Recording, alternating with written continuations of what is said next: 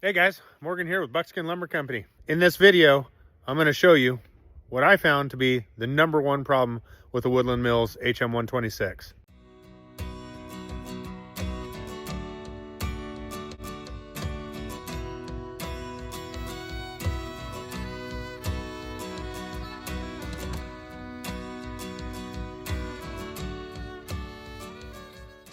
So here it is, guys. In my opinion, the #1 problem with the Woodland Mills HM126 is the simple fact that it will only do a 26-inch cant.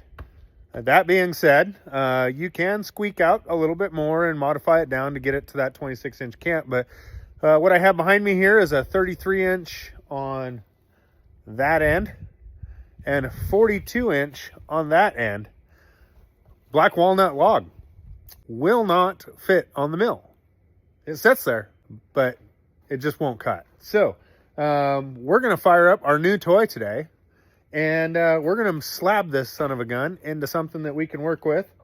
Probably won't make it to go on the mill, but we will make it for tables, countertops, that kind of good stuff, because Mama wants some new countertops in the house, and I don't want to buy them. What we have here is a 42-inch Grandberg bar on, yeah, you see that, a Vevor Alaskan sawmill, running a Major Picks hybrid saw, and we're going to go on ahead and mill this bad boy out.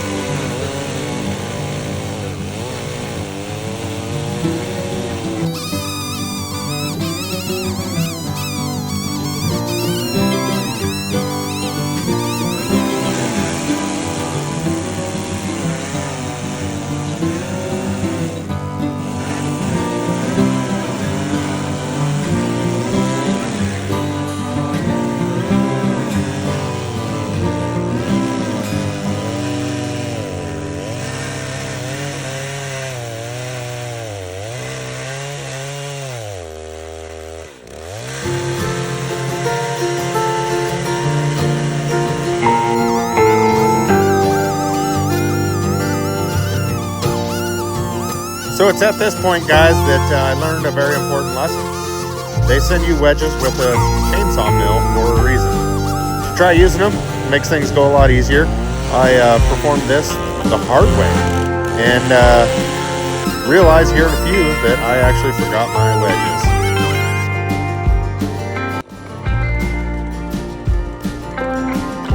So here I am, realizing that wedge problem. But it was also a moment that I realized that I should have went ahead and bought a 60-inch bar instead of a 42. A 42 only allows you to actually cut a 36-inch. This Alaskan sawmill that I bought will do 42 inches, but due to the bar length being 42, it will only cut 36.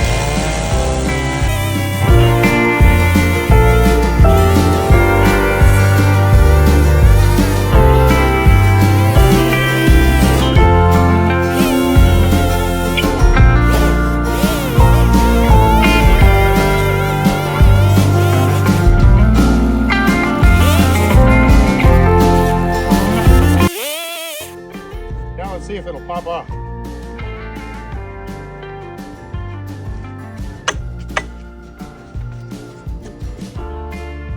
There she is. I can tell you one thing, a sawmill is a hell of a lot easier than an Alaskan sawmill. And that's probably not news to any of you guys, but I'm really glad I decided to buy a real sawmill, as opposed to just trying to do everything that I wanted with an Alaskan mill.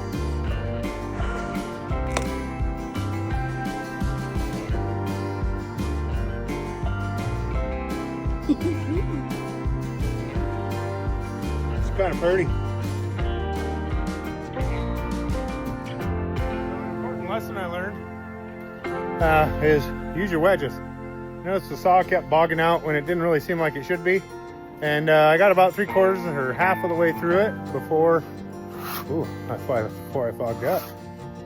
Before I noticed or remembered that I forgot to put the wedges in. So it was doing nothing but trying to pinch the saw blade its entire way through. Tips and tricks I've learned so far is number 1, use your wedges. Number 2, have something to keep the throttle wide open so you're not having to run the throttle. If you got something running that throttle wide open, I think it'll be a heck of a lot easier pushing it through with the handles. Here we go, we're gonna make another cut.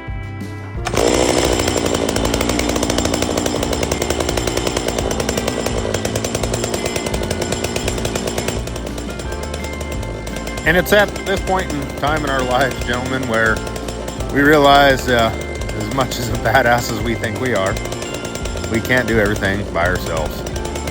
And having a damn good helper around is priceless. But good help is also incredibly hard to find. So I decided I'd go ahead and raise my own. And this little kid's pretty badass. Pull the trigger wide open and then put this on.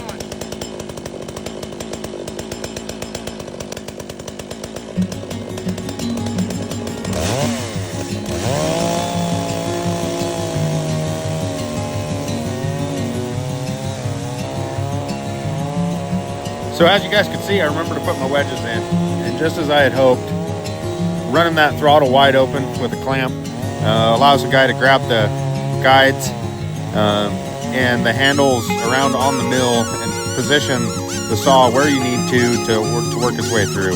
Had a lot less bogging down issue with the wedges and actually being able to control the saw a lot better, and I just highly recommend clamping that throttle down.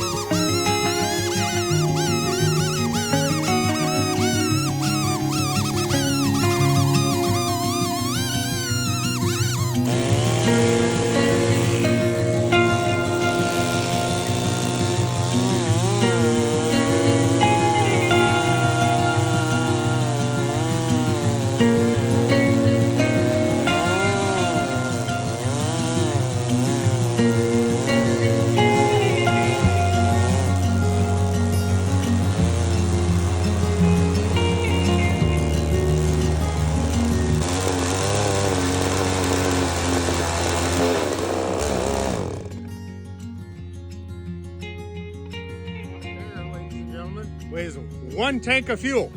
Well, to cut through this log, almost made it all the way through. Got about 2 feet left. And we done run out of gas. Kind of need gas to go vroom vroom. Started losing power and I was like, oh crap, done smoked the motor already? What the hell? Well, I was wrong.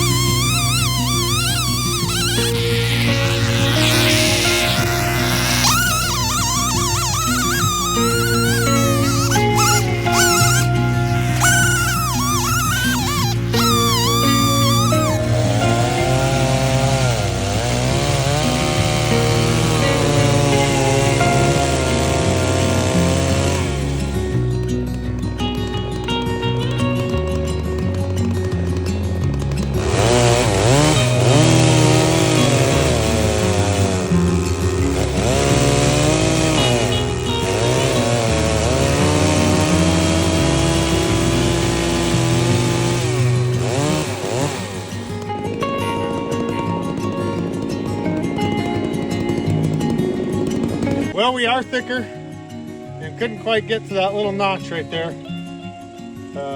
We got this saw set up for 36 inches of cut, which is what a 42-inch bar realistically should do. And it's just not quite enough to get past it without lopping something off here. I'm gonna see if it'll break loose, but I'm not banking on it.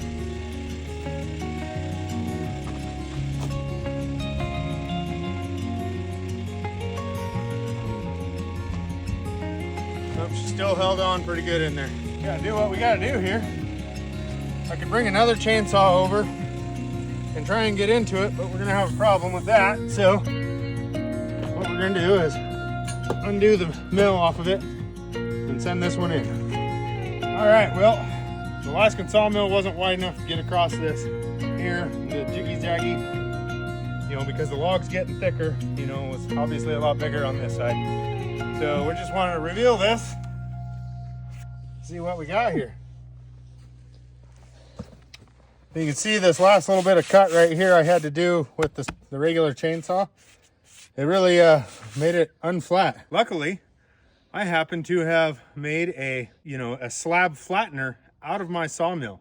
Hit the like and subscribe button. That video will be coming soon because clearly I have some material to use it on now.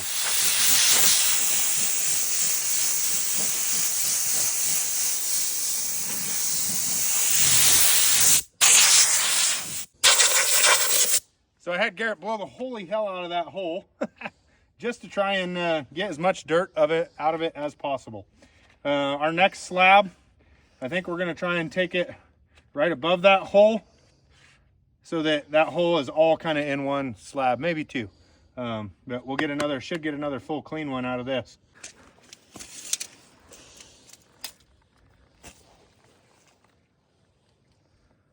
And as of right now, we can actually get this on our Woodland Mills HM126.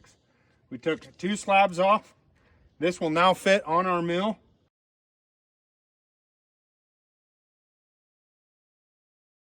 And we can plane the rest of this going that way.